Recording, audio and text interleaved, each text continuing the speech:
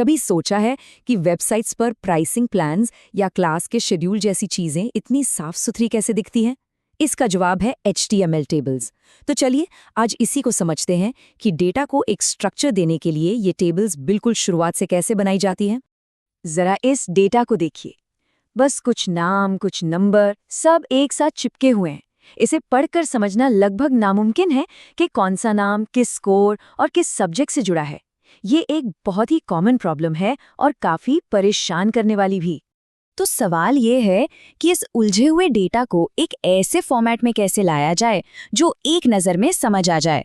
और यहीं पर एंट्री होती है HTML टेबल्स की। और ये रहा इसका सल्यूशन। देखिए कैसे एक सिंपल सी टेबल उस उलझे हुए टेक्स्ट को एक साफ, ऑर्गेनाइज्ड और प्रोफेशनल स्ट्रक्चर में बदल देती है। हर जानकारी अपनी सही जगह पर, रोज और कॉलम्स में एकदम परफेक्टली अरेंज्ड। ठीक है, तो चलिए अब जरा इसके अंदर झांकते हैं और देखते हैं कि ये बनता कैसे है। मतलब वो कौन से HTML टैग्स हैं जो किसी भी टेबल के बिल्डिंग ब्लॉक्स होते हैं। हर टेबल की शुरुआत और अंत टेबल टैग से होती है।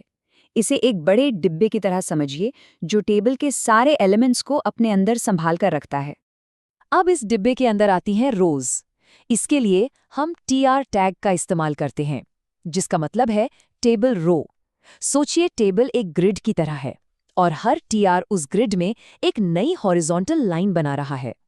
रोज तो बन गई, पर उनमें डेटा डालने के लिए हमें सेल्स चाहिए और वो सेल्स बनते हैं TD टैग से, यानी टेबल डेटा। हर TR के अंदर आपको मिलेंगे TD टैग्स और इन्हीं में हमारा असली कंटेंट होता है।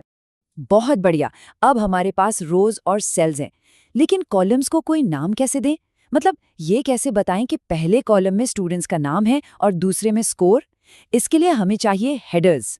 और हेडर बनाने के लिए आता है TH टैग, यानी टेबल हेडर। ये TD की तरह ही एक सेल है, लेकिन इसका काम कॉलम को एक टाइटल देना है। और मजे की बात यह है कि ब्राउज़र अपने आप ही इसे थोड़ा अलग, मतलब बोल्ड और सेंटर में दिखाता है, ताकि वो बाकी डेटा से अलग लगे।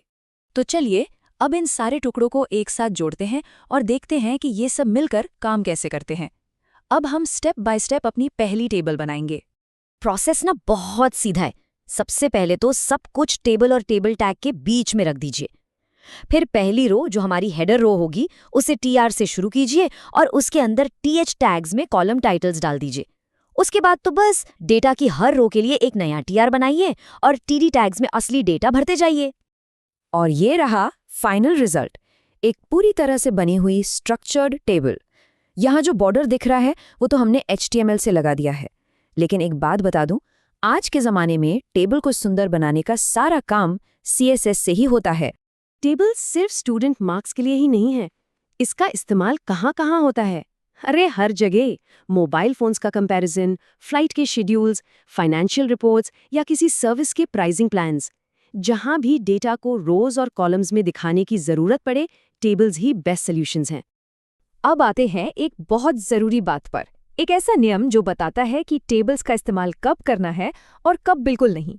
और ये जानना इसलिए ज़रूरी है क्योंकि ये वो गलती है जो ज़्यादातर नए डेवलपर्स कर बैठते हैं।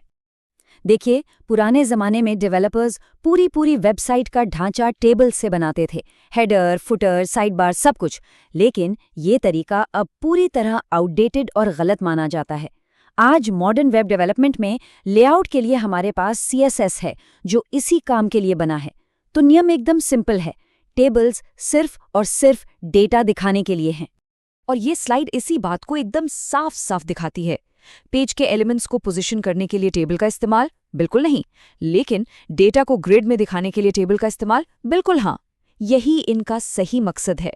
तो सबसे ज़रूरी बात बस इतनी सी है, टेबल्स का इस्तेमाल तभी करें जब डेटा को एक स्ट्रक्चर की ज़रूरत हो, लेआउट के लिए नहीं, सिर्फ डेटा के लिए।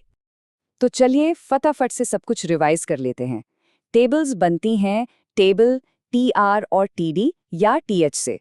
ये इन्फॉर्मेशन को एक साफ सुथरे ग्रिड में दिखाती हैं। और सबसे ज़रूरी बात, टेबल्स डेटा के लिए हैं, पेज लेआउट के लिए बिल्कुल नहीं। तो अब जब स्ट्रक्चर बनाना आ गया है तो अगला कदम क्या होगा? जाहिर है इसे सुंदर बनाना। और वो काम होता है CSS से, ताकि ये मॉडर्न और प्रोफेशनल दिखे। तो अब सवाल ये है कि इस नई स्किल से आप सबसे पहले किस डेटा को ऑर्गेनाइज करेंगे। हो सकता है ये आपका पर्सनल बजट हो या फिर आपकी फेवरेट मूवीज की लिस्ट। अब आप उसे एक क्लीन टेबल में ऑर्गेनाइज कर सकते हैं।